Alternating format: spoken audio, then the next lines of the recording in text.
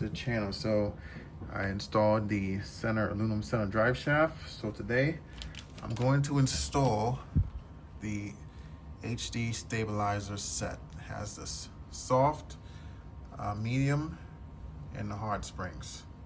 Part number FAW208.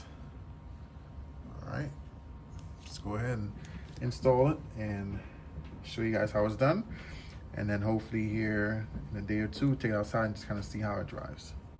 Okay, so I have my caliper gauge here. So let's just see what the specs are. So this should be the soft. This is the thinnest. So go ahead and put it in there. This is what it measures out to be, 1.18 millimeters. All right, zero it back out. These are the black springs. These should be mediums. Let's go ahead. This one mic's at 1.46 millimeters. And then the last should be the hardest one. Let's see what that mic's out to be. 1.80 millimeters. All right, so that's the specs on the 3 sway bar links you're gonna get. So what I'm gonna use the medium sway bar. I could probably use the soft, but let's go medium just because. Again, nice these usable bags they give you here with the hardware. All right, so let's go ahead and start installing some of the parts. All right, so let's see for the instructions. Basically remove the front bumper piece. Has 2 screws at the bottom, and then you do the same thing in the rear of it. And then they want you to pretty much, I guess, assemble the sway bar link with the adjustable ball at the end, and then you would, third step will be to install it in there. So let's go ahead, take the front, I'll do the front first, and we'll go from there. Again, using my trusty Power Hobby electric drill. Let's go ahead. So again, I put the screws in the orientation in which I take them out. There's 2. I think that's how it comes off. Boom, it sure is. All right. I want to pull all the, I don't want to pull the pin all the way out, so I'm trying to keep it in there as much as possible. Okay, put that there. All right, let's see. All right, so I got that out. All right, and then somehow the sway bars will go in there. All right, give me 1 second. All right, so I started the ball end. I put the grub screw on the inside of it already, just not all the way, but just enough. And I'm going to basically install the sway bar link. Now, for the front, they want you to have about 3 millimeter at the other side, at the end of it, peeking out. And then for the rear, it will be flush. So I'm just gonna secure it here for now. I'll measure here in a second.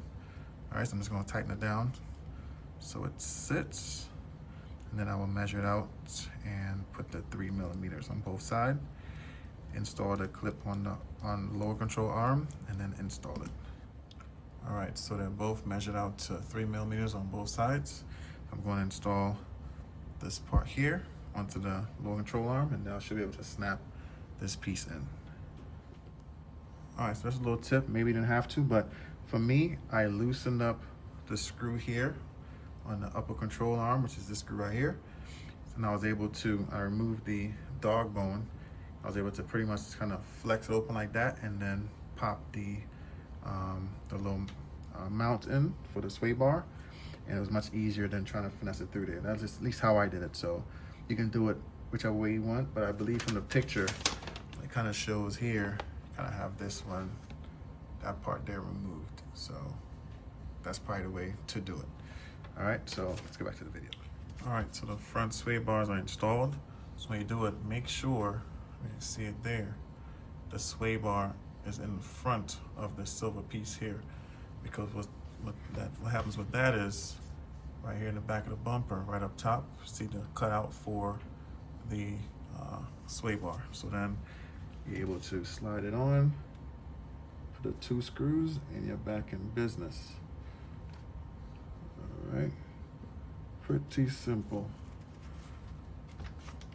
And then you just put the 2 screws back there. Okay, so the 2 screws are removed onto the rear of the car. All right, now for the rear of the car, these 2 screws right here from what the booklet showed, and it should have access to the rear arm with the sway bar. See the little provision right here on each side. Also, the rear does not need to have 3 millimeter spacing per manual. It should just be flush. All right, so pretty much just like that already. Got the hardware here, and pretty much same thing as the front. So let me go ahead and save you some time. What I'm gonna do is I'm gonna take this screw here out on both sides so I could do a butterfly for the control arm, remove the dog one so I can easily slide the mount in. And to install these, you just pretty much just press it in. It's not that hard. You just pop them in and it goes right in there. Okay, just like that. And it's in, okay? And then don't forget to install the little provided grub screw they give you. All right, so I already did the left side, I'm doing the right rear now. And take that 1 screw out for the upper control arm. Screw came out. All right, and then just pop this up. And then you just basically fold it out like that, okay? This should move the dog bone just to get a little extra room. Slide this up front in position. I use a flathead and just pop it in. So basically I will put this over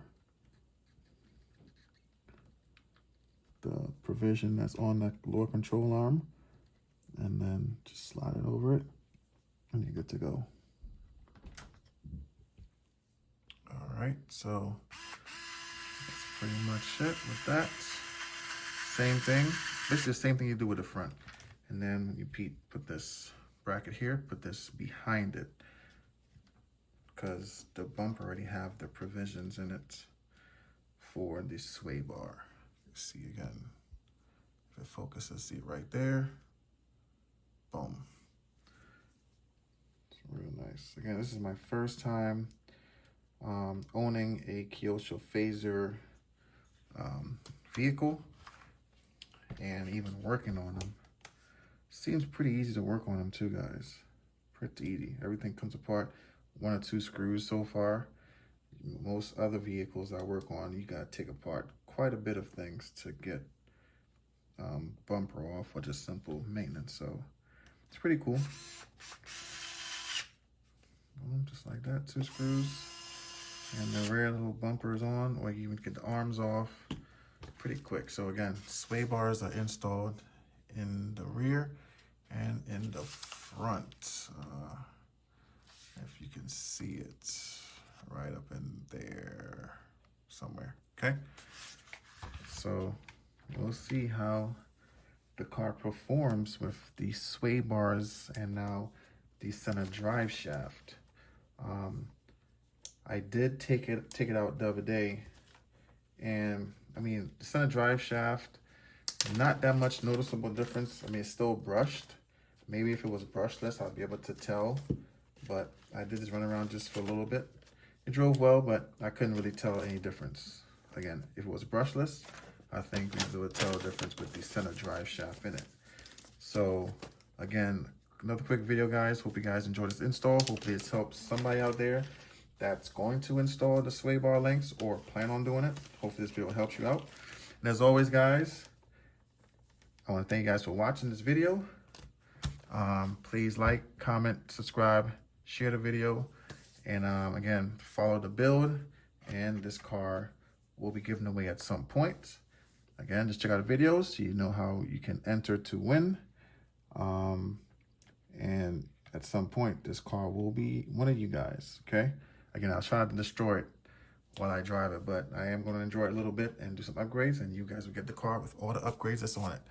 So again, as always, I thank you guys for watching. Catch you guys on the next one.